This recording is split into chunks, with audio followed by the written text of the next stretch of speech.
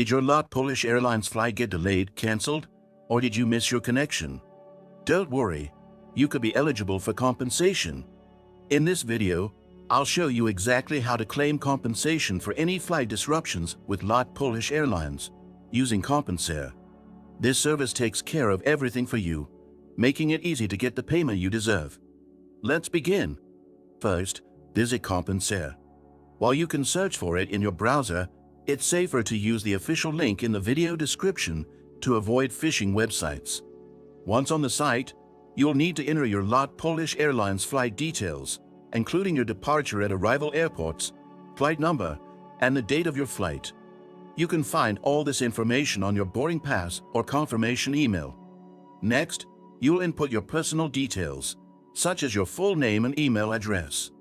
Rest assured, Compensair keeps your information safe and secure throughout the process. After filling in everything, review the details for accuracy, then click Submit to start your claim.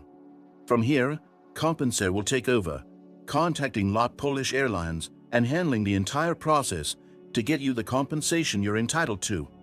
You can just sit back and wait for their updates.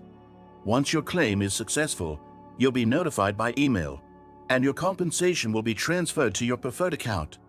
That's it.